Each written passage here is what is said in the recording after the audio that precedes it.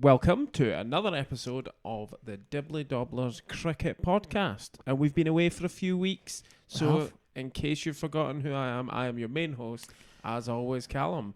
And in case you forgot who he is, it's the secondary host, dinner lady, producer, director. Yada, yada, yada. Don't know what else you are. Host. Physical host. Host, yeah. Andrew. You alright? You know, seeing as I need to remember to say your name because I've Yes. been a few times that I've just used all these descriptions of you And then not given my name. Told anyone who you are. But those who are watching on YouTube can see my name in front of me and they can see your name in front of you. So Wow. it's only for the proper listeners, the old school gang. Old school gang. 21st century, Andrew. It's amazing that. 21st century breakdown over here. Breakdown. It's Green Day reference. Ah, You should get that. I should. It's like not like we're going to see them this summer or anything. I've never been very good with like names of things, like songs and. Like actors' names and things like that. And Yeah, I'm with you on that one. So like I've always been pretty terrible at that kind of thing. So that is no shock to me that I've missed that reference. And lyrics, I don't remember them. Just make them up. But anyway, enough about our social calendar, Andrew. We're here Indeed. to record a podcast. Yeah. Apparently, I mean, you've spoken about a calendar. Would go to that first? a calendar of events. Yeah, or Cricket Scotland's calendar of international fixtures for the summer. Cricket World Cup League 2. Yes. Scotland fixtures, yeah. So they start on the 9th of April. Yeah, so they've announced the list for the summer. We've got fixtures from April through to August, actually, and every month, just. Oh man, they released those fixtures, Ah, dear, oh dear, oh dear. So yeah, they do start up 9th to the 16th of April with a tri-series with Papua New Guinea and Oman, curiously hosted in the UAE, rather than either of the other two nations. Don't really understand that. Not really looked into why that's happening, but yeah, Papua New Guinea COVID restrictions, maybe, I don't know. And I don't know, Southern Hemisphere as well. Like, maybe they were meant to host it, but they can't. And it's all guesswork. yeah, whereas Oman are like right next door. I know, to so the it's UAE not like that would have made any and sense. have a big facility as well with They're two separate totally ovals. Oman are totally just trying to become like the associate UAE. They are, Like, yes. It's a fair play. I mean, UAE are associate as well, but no, but I mean for like I know what you hosting mean. everything. I know exactly like, what you mean. Yeah. Yeah. So well done, Oman. You're a second-rate UAE. Good job. After that, 27th of May to the 3rd of June, against the USA and the aforementioned UAE. That was in the USA. That's gonna be a lot of you I know.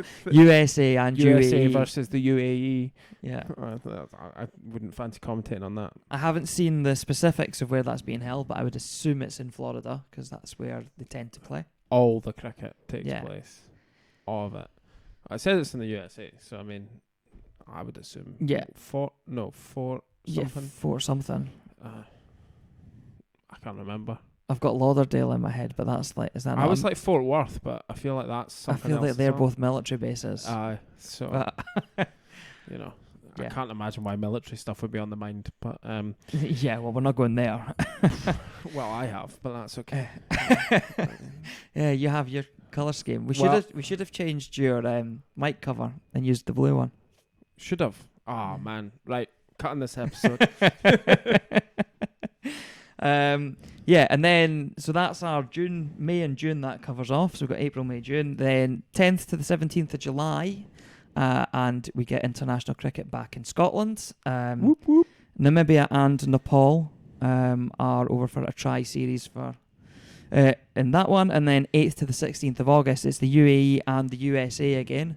And this time they are in Scotland as well. So They're also, what I like about them, and I don't know whether this is just by chance or whether Cricket Scotland has anything to do with this, one of the things I do like is they're in the school holidays, which is quite well thought out.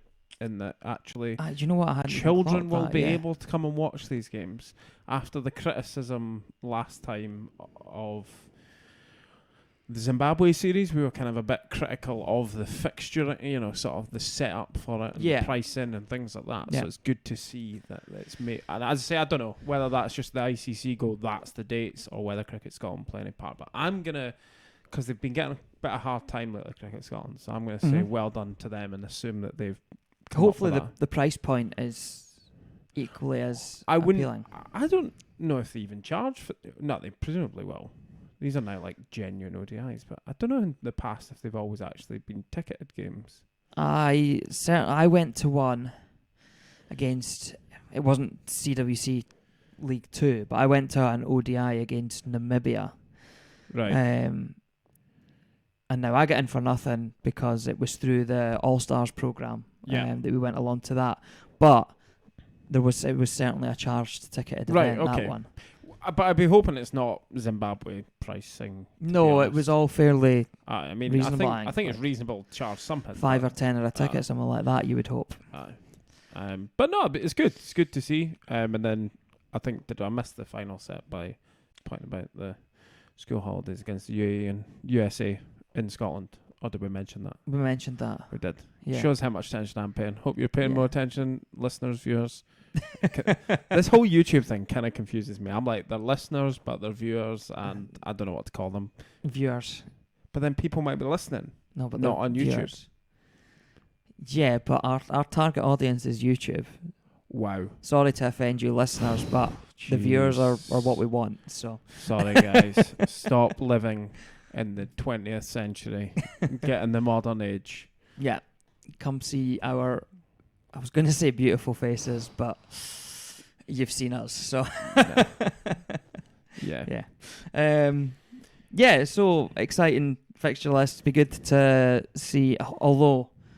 I've just realised that we're going to have to suffer through ICC TV. We could just go. No, I'm not going to the UAE. Why? Are you taking this podcast seriously, or I mean, what are you hoping for? No, I absolutely will plan to get to at least one of the home games, but the away games we are going to have to suffer through. I mean, we ICC technically TV. speaking get home on the 9th of April from our joint holiday, just because everyone will think we live together.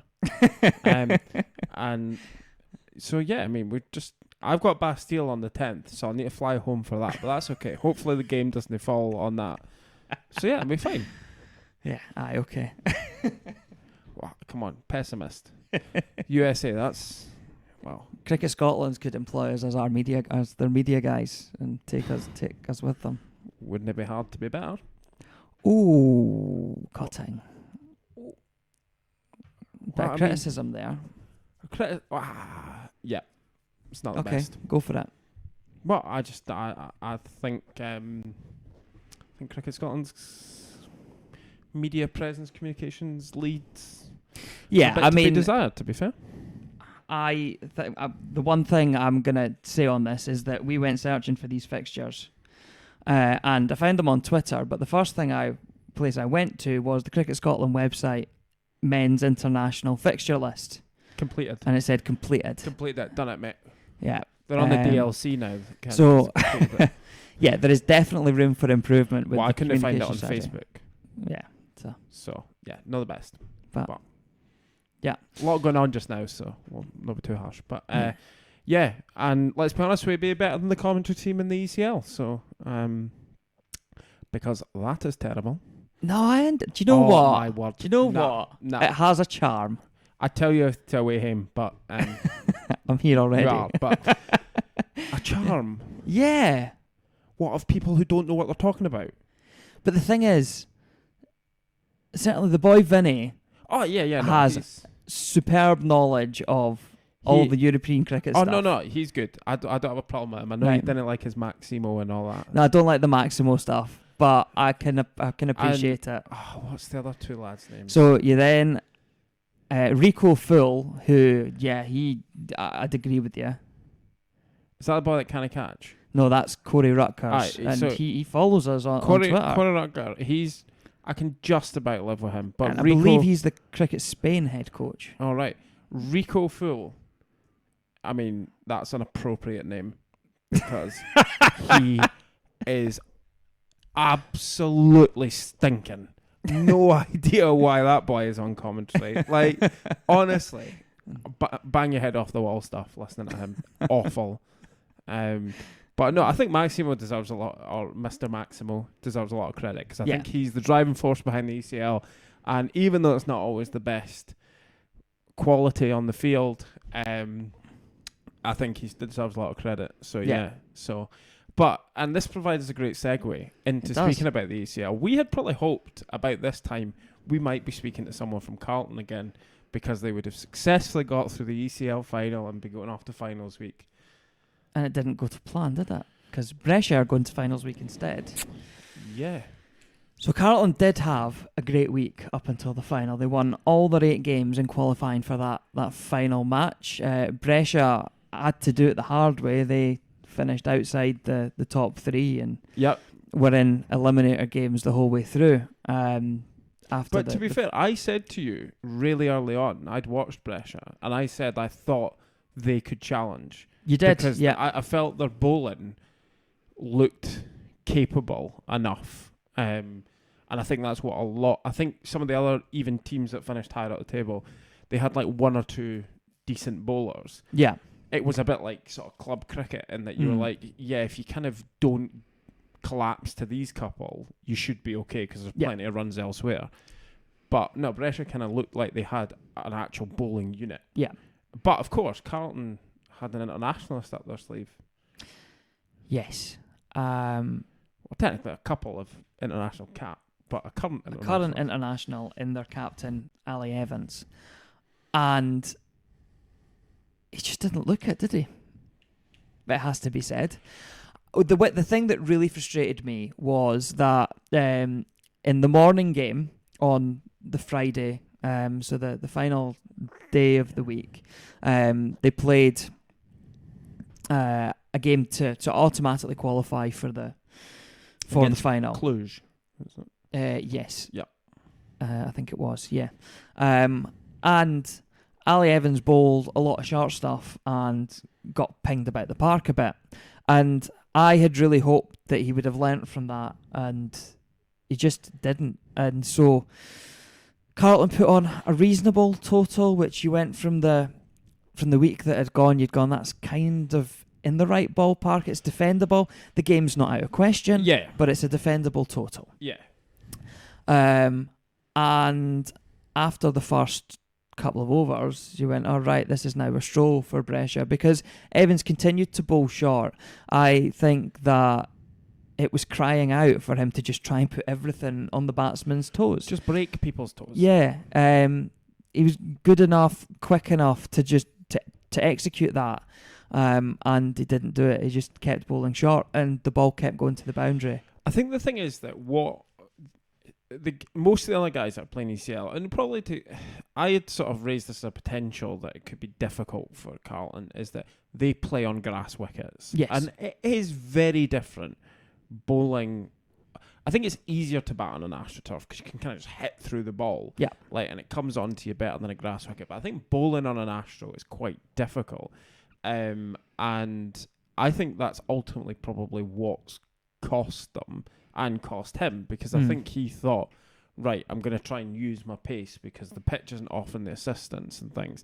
But yeah, he just used it in the total wrong way. Just get it in at the toes, because the guys who used to play on these Astros are used to, if the ball isn't hitting the stumps, they know they can just throw their hands at it.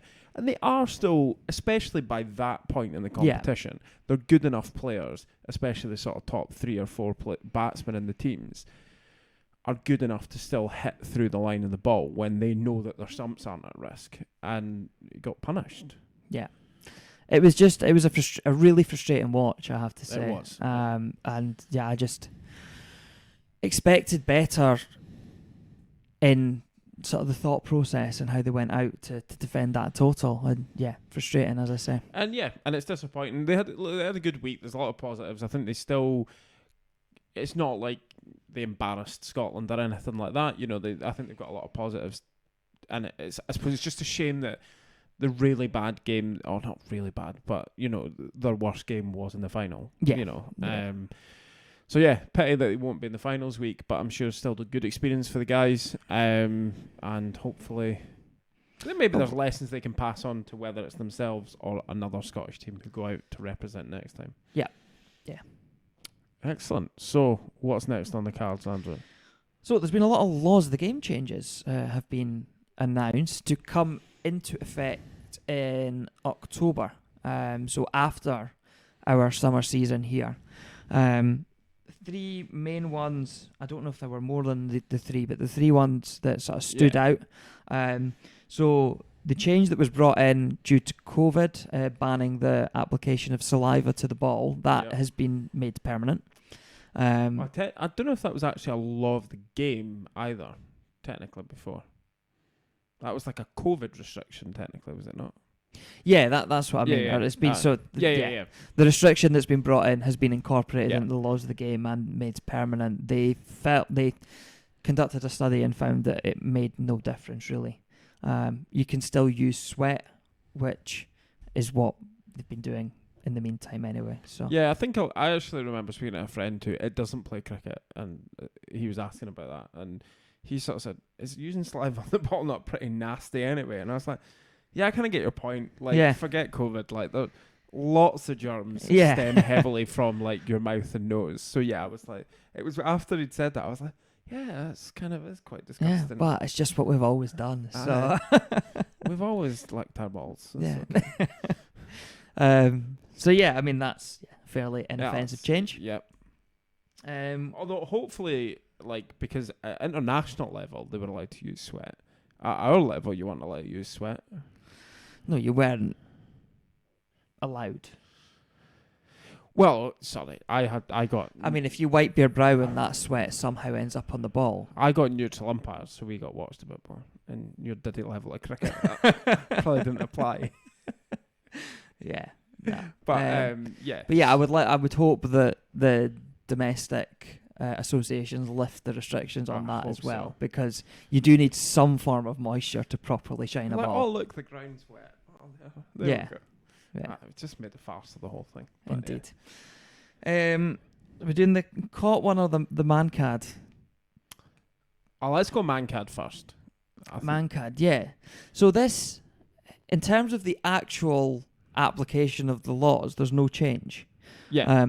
But what they've decided to do is that the man-cad law, so the run out of a batter at the non-striker's end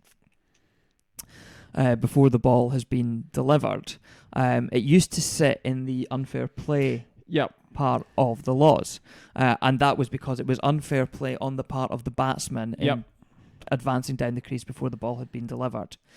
What that has now been moved from there into the run-out law, and the logic behind that is to emphasise that it is a valid form of dismissal. Yeah. The non-striker run-out still carries a big stigma around it in the game. Oh yeah, completely. What are your thoughts on this? Because for me, I've always felt that it's a valid form of dismissal. I would always look to give a batter a warning, but once they've had that warning, fair is fair. So you're nicer than I am. I don't mind giving a young lad a warning. I actually don't even see why there's a need for a warning, to be quite honest. It's like, I'm somebody who backs up pretty well, and the reason I back up pretty well is because I actually, like, when I'm batting, start like behind the stumps and like walk through with the batsman. So I'm more than comfortably at the point that with the bowler, I'm more than comfortably behind the line, like, or at very least my bat is well behind the line. Yeah. But I've still got the momentum, and I don't see why. Because actually, when you watch it, most of these people that are in that danger zone, it's because they're starting stood right at the line edge. So as they start to move forward, they then come out their ground. And it's just like, well, there's no need for it whatsoever. Yeah, you've got so much room behind that point that you can be in. It's not like you can't go behind the stumps as a batter. It's not, if you weren't allowed past that line of the stumps, I could maybe understand it a bit more. But it's like, no, it's just cheating. And I don't know if it existed partly in the unfair play, because I suppose there's that slight thing of you've got this slightly odd, like it activates a run out, because obviously the ball effectively becomes dead. and then it activates a run-out period, then the run-out period kind of stops while the ball is then reaching the batsman, and then it like reactivates a run-out period. So I don't know if that's part of the reason before they tried to leave it in like unfair play, because it's maybe it kind of like turns on, goes off, turns on again, kind of thing. So I don't know if it was to try and help that, but yeah, I'm all for man-cadding people. We've had a few run-ins in our indoor cricket due to man-cadding with other teams. And I don't know why there's a stigma around it. I think the whole stigma thing is just one of these things. It's like the game is too weighted in the favour of batsmen, and this is just a good example of getting rid of that. Yeah, I agree. I think it's a positive move to, promote that it is a valid form of dismissal, and as a batter, you're not thinking about anything else when you're down that other end. You're thinking about where is the run. So if you're thinking about where is the run, then you need to be mindful that you need to still be in that crease until the ball is delivered. If you're asking the bowler to keep their front foot behind the line, then there's no reason the batsman can't keep their run. Yeah, exactly. The bowler doesn't get a warning before they get given a no ball. No. If they are half an inch over that line and they bowl the batter out, then it's tough. The wicket still doesn't stand. Yeah. So I do get your point about just being ruthless. I still think we're at a sort of phase with that law where I still support the warning first. Well, if we're playing against each other, if that ever happened, don't expect a warning. I'll just never be out my crease. So because you didn't move. Well, that's also true. Yeah, no warning for me. That's a message out to all those people in Scotland. No warnings. You're getting this is your warning. This is your warning. Just that, like out at the toss, just to let you know, I'm going to run you all out if you're out your ground. So a warning now. Done. See, I also just to take that point a bit further. Actually, I think if one batter has had a warning, then that's your warning for the team. Warning. Yeah, absolutely, it's a team warning. Oh, absolutely. So anyone else does it, see you later. Oh, absolutely. And if I didn't like the batsman, I'll push him out of the ground and then run away. I think you're judged to be in your delivery stride by that point. Because I'm shouting, go! I think that's totally within the spirit of the game. Right, the final one. The final one, yes. So this is an ECL rule, basically. Well, I mean, I think the 100 brought it to more prominence. Well, I know, but I think the ECL had the rule first. I think they did, actually, yeah. But the... Stop stealing Mr. Maximo's thunder. Come on, jeez. But it was in the 100 as well. So this is Didn't watch that, so I don't know. Oh, it did bring in some good things. There are definite positives with that. So this is the rule that a batter caught out, if the batter's cross, as would often be the case with a high catch or a catch on the boundary, the new batter will still go on strike regardless of if the batters have crossed, with the exception being if it's the end of an over. So basically, it's as per all the other methods of dismissal that aren't a run out. Yeah. The new batter will go to the end that the other batter has left. Yeah, so I think I like this rule. Don't have a problem with this rule at all. I think the fact they haven't extended it to run-outs is a bit odd, because I feel like the same logic applies to the two things. To me, I kind of take the view of, I think when a dismissal takes place, if somebody's out, I almost think like nothing that, like, you should have to return to the state of the game prior to that. Right. I get run-outs in that you've legally completed a run. I also think with a run-out, you would have to define it to run out running a single.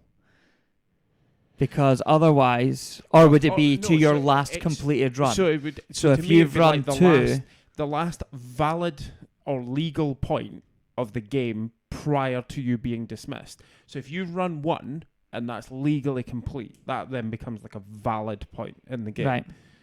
And it's both batters. So What happens? But then if you turn and then go to run 2 and get run out, you should return to whatever end your 1 is from. What if you run 1, or you think you've run 1, and you go to complete 2, but you are 1 short? No luck. You're out. So where does the batter go? There's no runs taking place then. So it's just as you were. I've never got this either. 1 short, but you stay at the end that you're at. Well, why is that the rule? Yeah. Like, that's just stupid. And if you're 1 short, but you've ran 3, you still get 2. But surely there's 2 incomplete runs there. It's just stupid. I don't get it. And I just think it should be like the last legal point of the game. So if you're caught out, yeah, new batsman comes, because there's nothing has happened between the batsman being caught that has like changed the valid state of the game, like legal. Like there's no run, you can't complete. But the ball is live. That's why the rule has been as it has been, is because until that ball is caught, the game is live. The play isn't dead until the ball is caught. No, I know what you mean, but at the same time, the guy doesn't catch it, but you've run, like, some boys totally skied this completely, and you've run 3.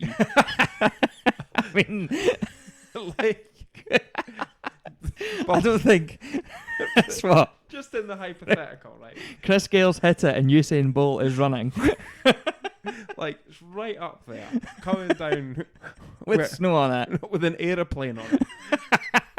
Like, orbited the moon. Jeff Bezos has come down on his SpaceX shuttle or whatever. Oh, that might be Elon Musk one, but that is, yeah. What's his blue something? But yeah. Anyway, you've run 3. It's not like, oh, it's caught. Oh, well done, you get your 3, but now you're out. Yeah, yeah. Like, so I get if the guy drops it, your runs count. Yeah. But it's like, in a sense, while it's in the air, it's like in no man's land in a way. Like, I think some of these rules are just a bit like they just don't quite fit together. And I do think that one of the things that like cricket needs to do, if it's trying to target these markets and things like this, it needs to simplify itself. It needs to be consistent. And I don't think it needs. And I think some of these things it's not. You're not really fundamentally changing what the game is.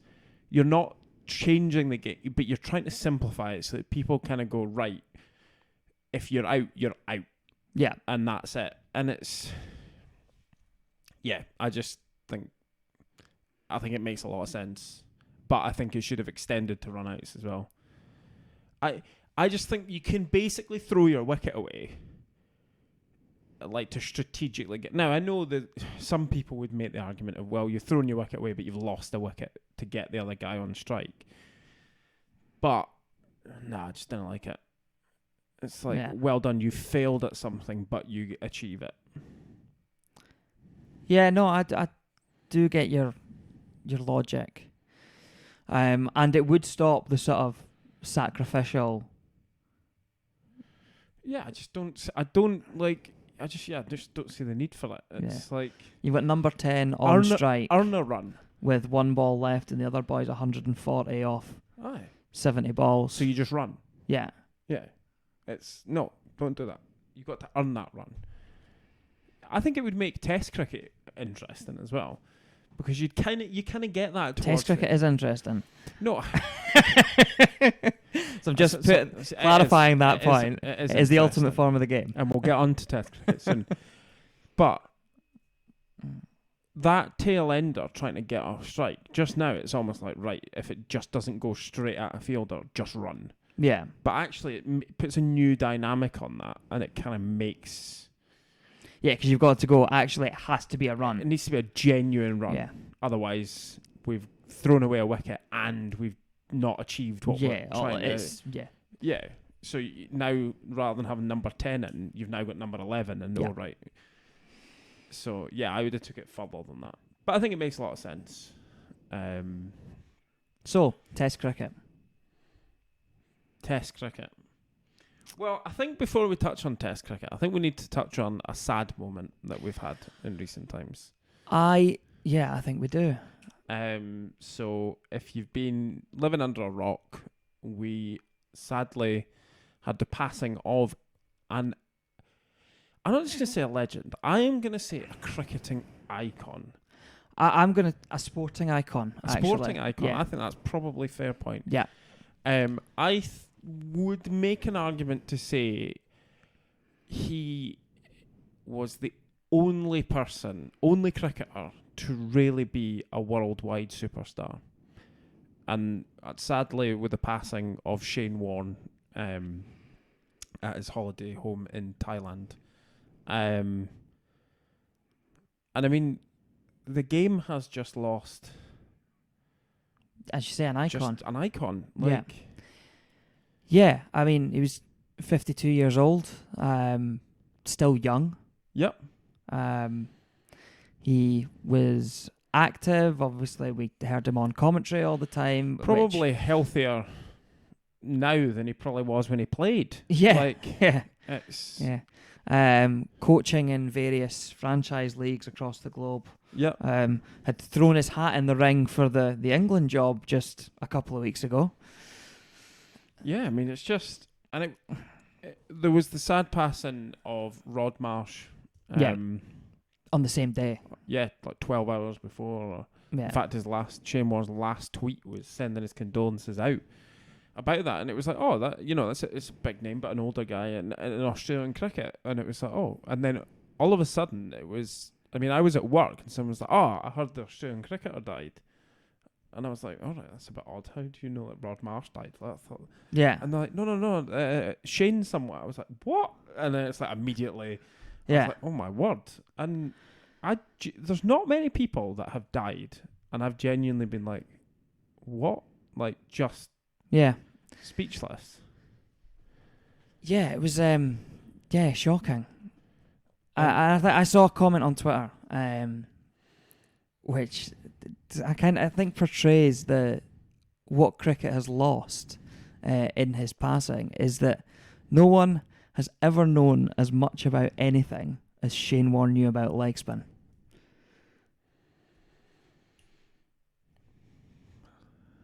Was it Bill Lawrie? Who he had a mentor, and he'd probably argue that guy did. Oh, that's terrible. Do you know what? I watched the Warne documentary on Amazon last night. Terry Jenner, something like that. But yes, that he was Warne's mentor. Yeah. But I would suggest that by the time that Warne had finished playing, I mean, what he leg spin had kind of died.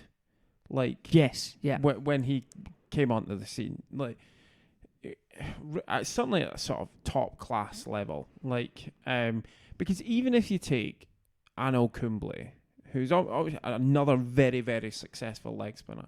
Yeah. Kumble was almost a medium pacer. Like, the way he didn't bowl leg spin, like proper big ripping leg spin. Yeah. And now actually you look at, it's quite a lot, go to the IPL and things, and there's a lot of wrist spinners on the go. I mean, in England, South Africa, they've got their own good leg spinners, and you question how many of these people would have. I meant Adil Rashid, but you'd probably think of someone else that we'll get onto later. But yeah, how many of these guys would be around who didn't try and bowl leg spin like Shane Warne? 100%.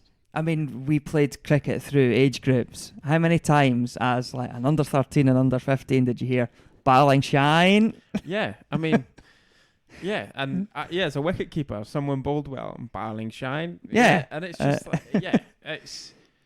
it is a sad moment. It is a very sad loss for the game, and obviously thoughts go out to all those close to him. Sunil Gavaskar, you're a disgrace, is the other thing I would say. So, absolutely. Needing to poke at somebody who's just passed. Absolutely disgrace. And to be honest, epitomises exactly why I dislike Indian cricket. But anyway, we won't touch on that too long. We were talking about leg spinners, and I think that is a good segue into England Test selection, Andrew. Yeah.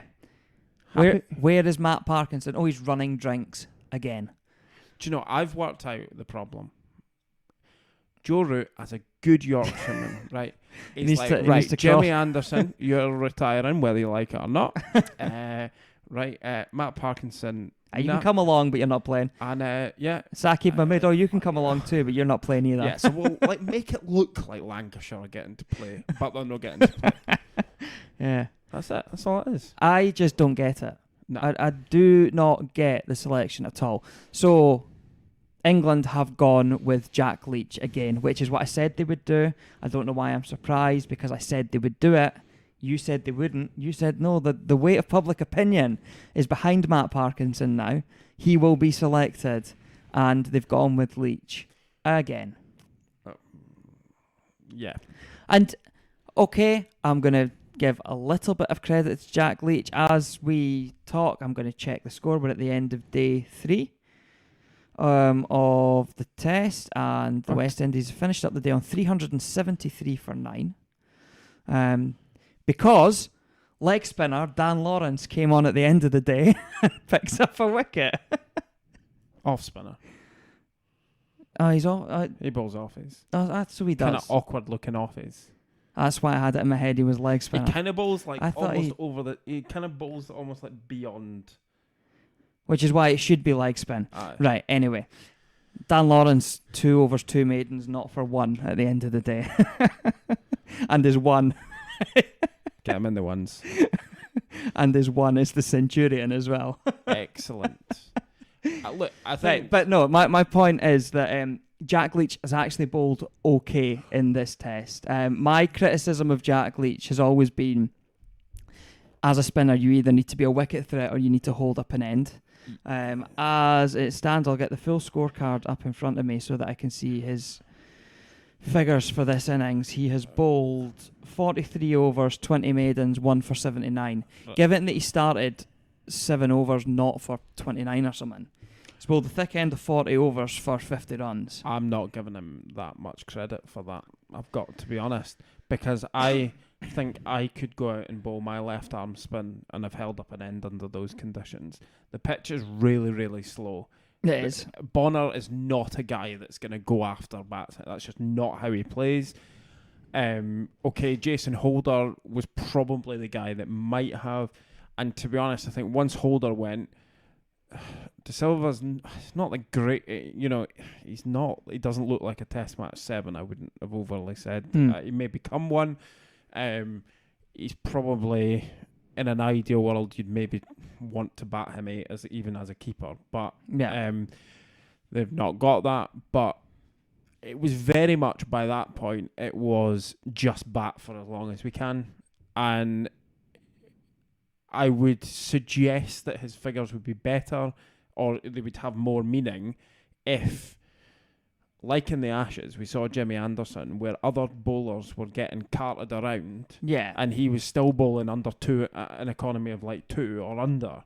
Yeah, like Leach is bowling at under 2, but so Stokes has got a better, quite a significantly better economy than him. Yeah, so Leach has gone at 1.83 and Stokes has gone at 1.5. Yeah, the pitch is like dead. If not quite as dead as the pitch in Rawalpindi last week, but dead. Yeah, but it's like, but the thing is that was a road, and again, like, so if Leach was bowling in that, I dare say Leach would have been getting carted around because it was a road. The problem is this pitch isn't a road; it's just dead. It's just awful. Like, I'm still not going all of a sudden Jack Leach is the guy to hold up an end, because I just think that, like, no, I'm just saying that. In this game, the figures suggest that he's managed to do that, and that's what I've criticised him for not doing.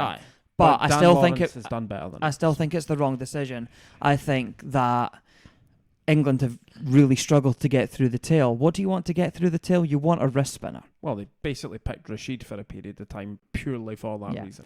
I just think it's really poor that they've not given Parkinson the chance. Taking him on another tour, he's probably not going to play. He's probably going to run drinks all tour, and I just think that it's awful.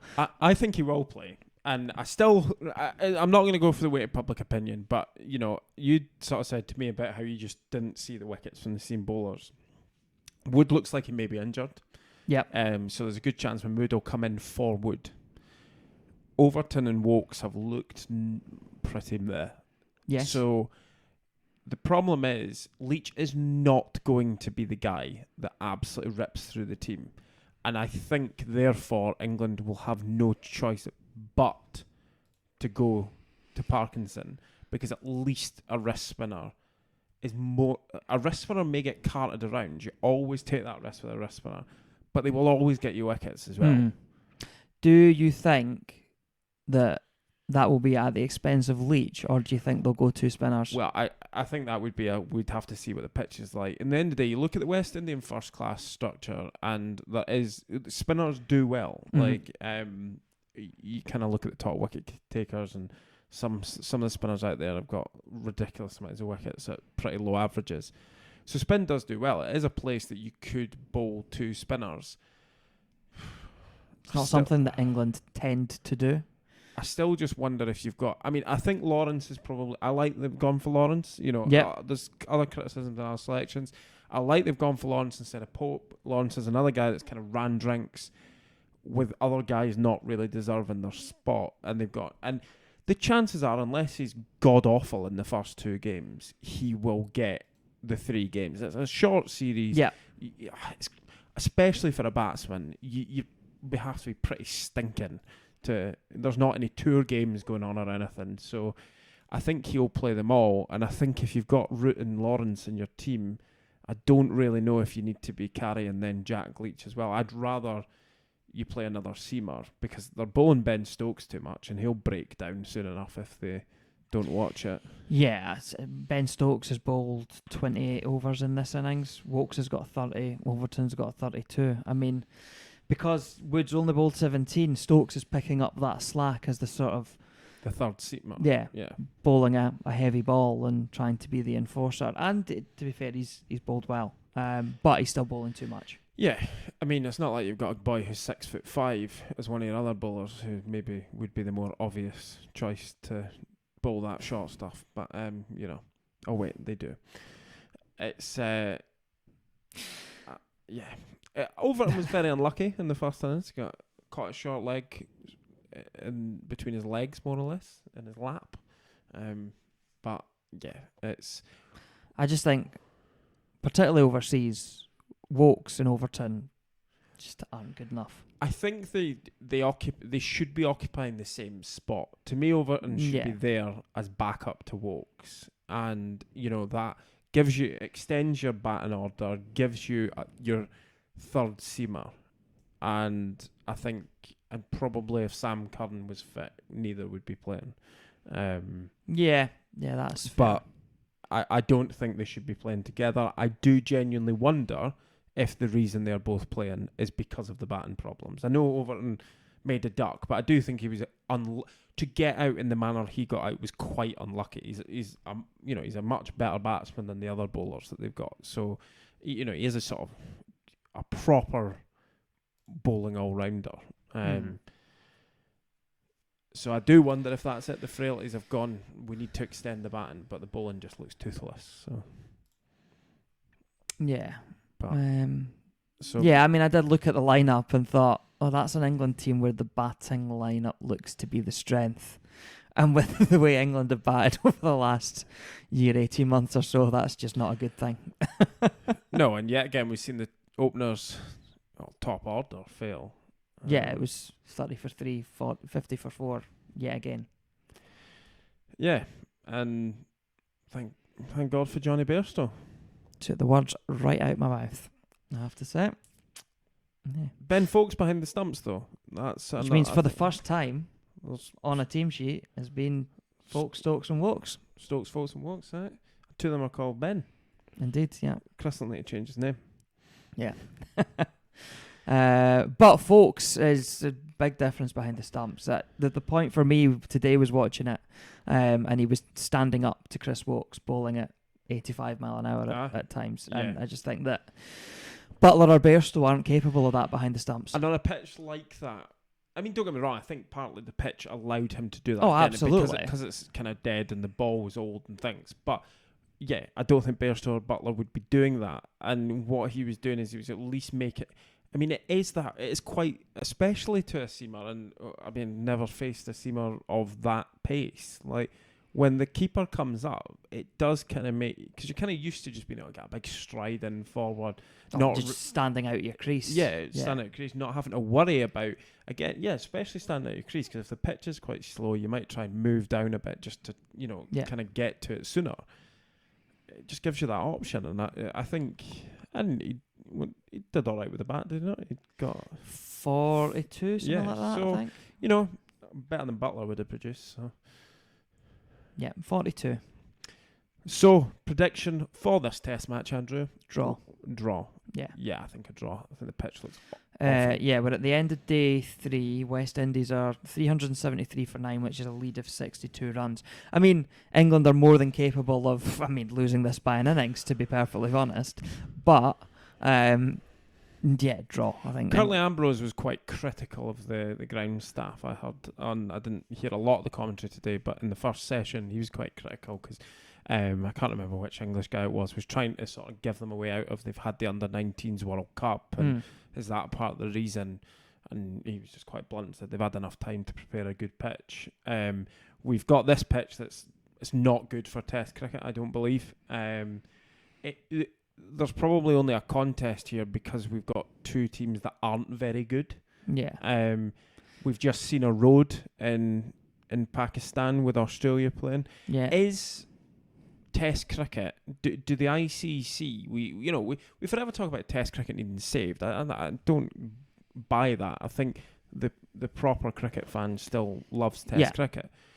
But do the ICC need to be looking at Test match pitches? Oh, 100%. So the pitch at the Pindi Stadium in Rawalpindi in Pakistan, so the match umpire or match referee, whatever one grades the pitch, has rated it, I saw today, below average. So that venue gets 1 demerit point. Yeah. And so if they get 5 demerit points within a space of 5 years, that venue is then banned from hosting international cricket. Yeah. I don't think that's severe enough for that pitch. That was my thought. 14 wickets in 5 full days of Test match cricket. Yeah.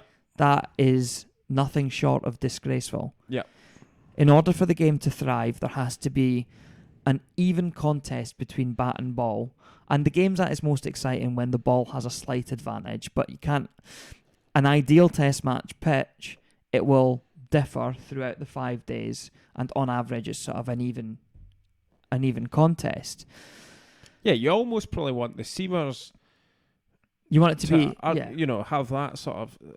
The first day and a bit is for the seamers. It then becomes easy to bat, and then the spinners come into the game towards the end of the match. That's probably your ideal situation. Now it's quite hard to produce. That's the ideal pitch. There's not a lot of countries have those conditions. Granted. Yeah. But I think there has to be some, because the other thing is actually these demerit points maybe work in England, Australia, maybe South Africa, New Zealand. They're not playing enough games at these grounds. Like the Pindi Stadium might only hold 1 Test match a year, if that.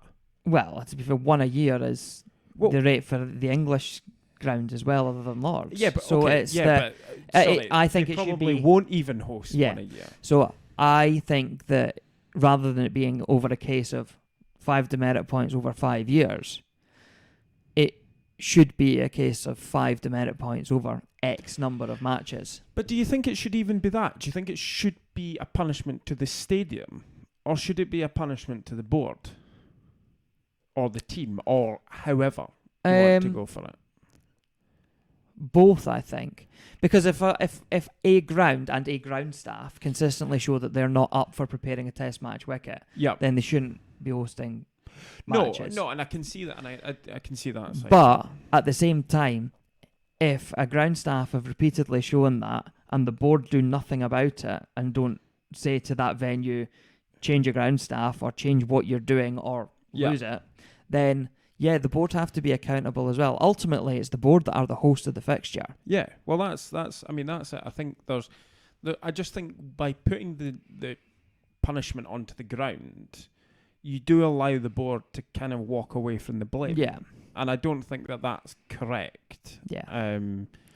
And I think there's maybe some other, especially now there's a World Cricket, the Test Championship. Yes. Yeah. It's easier to put. In the end of the day, we saw slow over rates cost Australia their place in the final. Yeah. And I think it's perfectly fit into. We see that in the county fixtures. Teams have been dotted points for bad pitches, and perhaps that's what has to happen as well. Yeah, I mean, slow over rates are forever. The commentary always say that is the biggest threat to Test match cricket. It's not. For me, it is the second threat. The biggest threat to Test match cricket is dead pitches. Because dead pitches make boring matches. And yes, slow over rates are frustrating, but you don't tend to notice it till 5 or 6 o'clock on the day. Well, I also think that pretty hard going for a team in the field and a pitch like that's going on over in the West Indies, or would have been happening over in Pakistan. Like, if you're just like, wow, I'm grinding away and this is awful. Yeah. You've got no chance of a wicket. Like, in the heat and everything, you're not running around. Yeah, the Pakistan bowlers just had to watch Australians get to 90 and then chuck their wickets away. The Australian bowlers just didn't even get that. They just watched them go to 3 figures and beyond. Yeah, and that's it. And I mean, it did make me laugh because there was some article about just celebrating the record opening stand for Pakistan, and I thought, I mean, on that pitch, is that really in a cheat? Like, you know, it's one of those where stats can lie. Absolutely, because it's like that should count as a sort of 50 opening stand. Like, it's rubbish pitches need improvement, and that's the problem. I can't comment on what the next Test match team should definitely be because the pitch is so terrible, and I don't know what the next pitch is going to be like. So, but Matt Parkinson should be in. 100% doesn't matter what the pitch is. He probably won't be. They'll maybe chuck him in for the last one. Oh, for God's sake. Anyway. I thought Andrew Strauss was going to be good at this, but it doesn't look like it so far. Yeah. So, we will bring this episode to an end. Thank you as ever for watching, for listening. Reach out to us on Twitter at DibDobPod. Comment on the YouTube video, like, share, subscribe, tell your friends, all that jazz. Thank you for joining us again, and we will speak to you shortly. Bye, everyone.